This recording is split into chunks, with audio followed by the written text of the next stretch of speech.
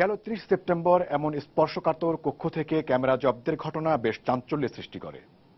অপরাধ সূত্রের কাছে সেখানে থাকা ক্যামেরাটি উদ্দেশ্যমূলক ছিল বলে অভিযোগ করেন ভুক্তভোগীর স্বামী, আর এই অভিযোগের সত্যতাও মেলে গুলশান থানা পুলিশের বক্তব্যে।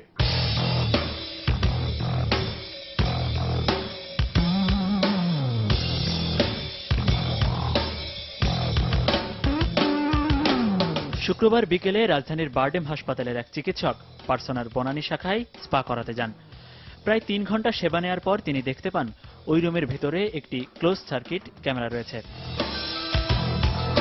তাৎক্ষণিকভাবে কর্তৃপক্ষ শুধুমাত্র নিরাপত্তার জন্য ক্যামেরা থাকার কথা বললেও বিপত্তি বাধে সেখানে কর্তব্যরত কর্মচারীদের আচরণে। ঘটনার পরদিন টেলিফোনে অপরাধ সূত্রের কাছে যা স্বীকার করেন ভুক্তভোগীর স্বামী। তার বিশ্বাস, উদ্দেশ্যমূলকভাবেই ক্যামেরাটি রাখা ছিল সেখানে।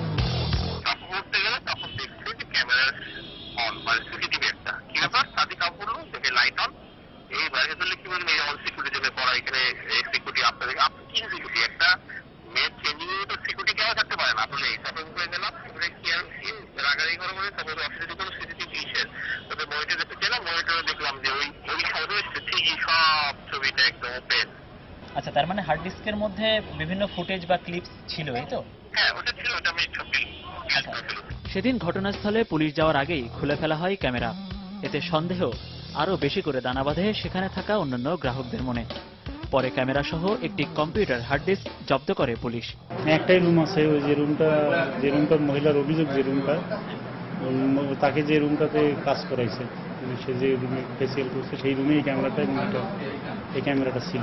ম্যানেজমেন্ট যেটা বলতেছে ওই রুমের মধ্যে মানে আমাদের কোনো এই স্পা টাইপের কোনো কিছু করার কথা না, ম্যানেজমেন্ট লেভেল বলছে, কিন্তু যারা ওখানকার ম্যানেজার ছিল তার ভুল, সে ভুল করে ওখানে ঢুকাইছে। এরা আবার কালকেই বলছে যে ওখানে ঢুকাইছে ওই রুমটাতে কাজ করার জন্য যে নিয়ে গেছে আমরা তার বিরুদ্ধে যথাযথ ব্যবস্থা নেব, কিন্তু সম্ভ্রম হানির ব্যাপার যেখানে সেখানে তোর ব্যবস্থার উপরে বসে থাকলে চলবে না। হার্ড ডিস্কে ওই মহিলা সহ আরো কয়েকজনের ফুটেজ ছিল বলে ভুক্তভোগীর স্বামী স্বীকার করলেও পরে বিষয়টি ভুল বোঝাবুঝি বলে পত্রিকায় বিজ্ঞাপন দেওয়া হয়। মেয়েদের এমন স্পর্শকাতর রুমে নিরাপত্তার ক্যামেরা কেন?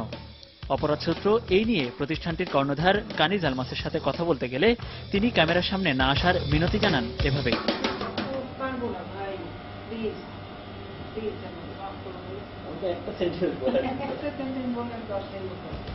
তবে তিনি দাবি করেন তার প্রতিষ্ঠান কোনো অনৈতিক কাজের সাথে জড়িত নয়। এই ঘটনা গণমাধ্যমে আসার পর কানিজ আলমাসকে জর্জ কোর্টের 5 জন আইনজীবী জনস্বার্থে একটি লিগ্যাল নোটিশ পাঠান।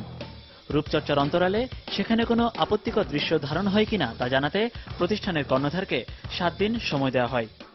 এই নোটিশটা আমরা তথ্য ও যোগাযোগ প্রযুক্তি আইন 2006, 57 ধারা এবং 67 ধারায় আমরা দিয়েছি।